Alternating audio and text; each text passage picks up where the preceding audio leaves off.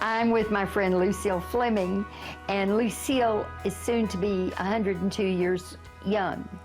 And so I'm spending the day with her today, and we're filming a little bits and pieces so that we can have some wisdom from Lucille to pass on to you. One of the things that the viewer loved when they saw you on the broadcast was you love to laugh. You're so bubbly and so energetic. I want to know something. Are you at your best now, or were you at your best 30 years ago? I'd be 70. I was terrific when I was 70. If you think I was terrific now, you should have seen me at 70. I was all over the place.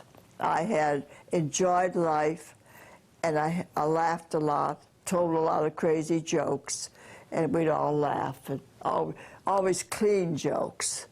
But, you know, something about the Irishman and the Scotchman and something like that. Now you can't tell jokes like that. Yeah. You can say filthy things, but Yes. you can't talk about other people's Yes. and nationality. Yes, you can. Isn't Yes. that silly? Yes, I know. We used to make fun of our nationalities Yes, and yes. Yeah. kid each other. Yeah. Laugh about the Irishman. That's right. Yes. And the Presbyterian and the Baptist Yes, and the Catholic. And we used to those were our jokes. Those Yeah, were the yeah. kind of things we did, and we didn't mean them in mean spirit. No, it was fun. It was funny, and so we all were able to laugh at ourselves. People don't laugh at themselves anymore. They don't. They take life too serious. Wonder why that is. Do you think it's because we're more fearful?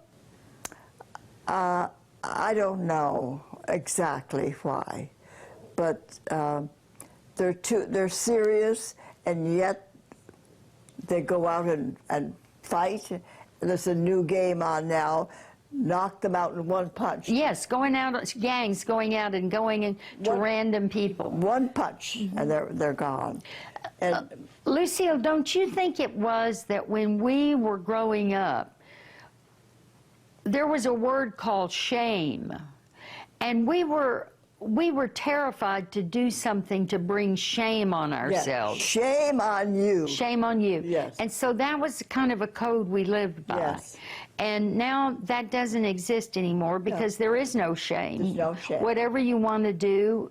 Is all right with everybody. And you can do anything you want to do. You can murder somebody. You can be a horrible person and write a book. Yes. Yes. And people will buy it. Yes, yes. And you can have 5 and 6 children without getting married, and nothing was said. Mm-hmm. It was whispered when I was growing up.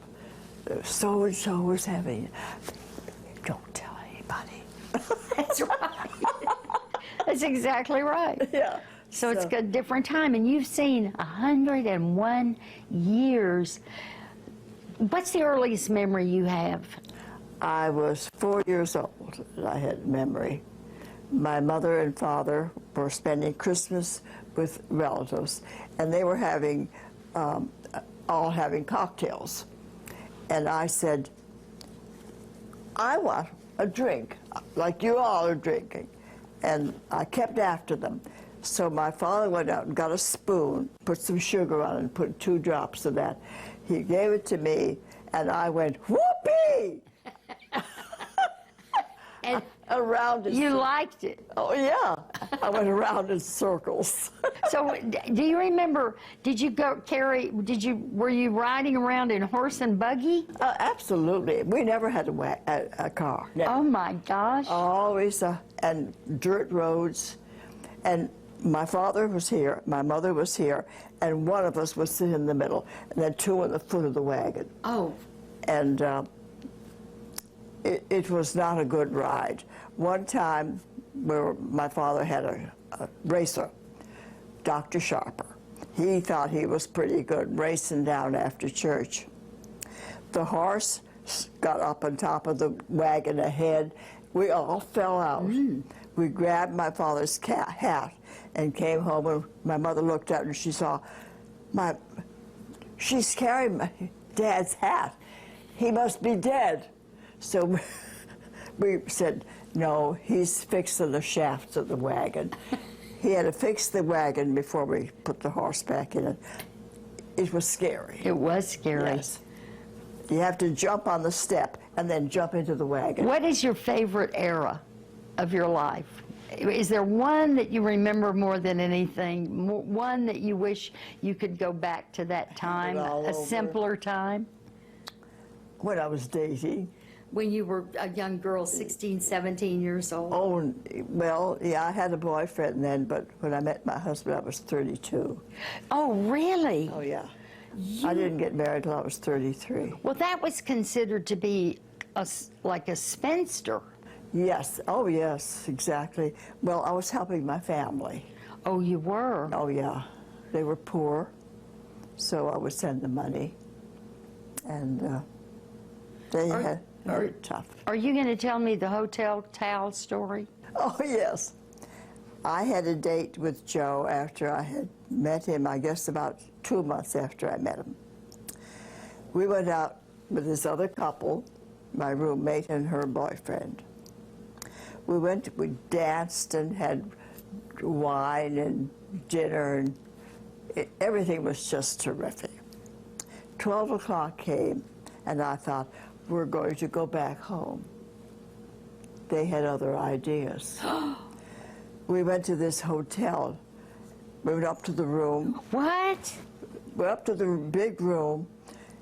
I said, there's just one bed. Well, they said, there's another bed back here, the back of curtains. And this other guy with his girlfriend went right back there. And I said to Joe, there's just one bed. And I'm not sleeping on the floor. He said, well, neither am I. I said, okay, you go in the bathroom and get me all the towels that we have in there. He said, what do you want the towels for? And I said, I'll show you. Took each towel and rolled it up, put it in the middle of the bed. It was that high. I said, don't dare cross that roll. He didn't. In the morning, I slept with my clothes on. I didn't have all my clothes. And thinking, I'm going to jump out of bed any minute. My eyes were going each side. In the morning, we awoke, and I said, you were a gentleman. We got up and put on my dress, and he asked me to marry him. He said, you're the kind of a girl I'd like. Oh. That's the way we got engaged. Well, I'm shocked that you ended up in a hotel room without your dress. What are you thinking? And you didn't do anything. No. No, you didn't want to wrinkle the dress. No, I didn't. I'm on a little press there. Maybe that's the way girls should get a husband now. Yeah. Instead of just going out and... Yep, just save it. Yeah, exactly. Exactly yes. right. Exactly right, yes. Just save Yeah. it. This is Lucille Fleming, and we love her so much. I know you love her too. A lot of wisdom, a lot of wonderful stories, a lot of innocence, a lot of evidence of a bygone era that wasn't so bad. We'll be right back.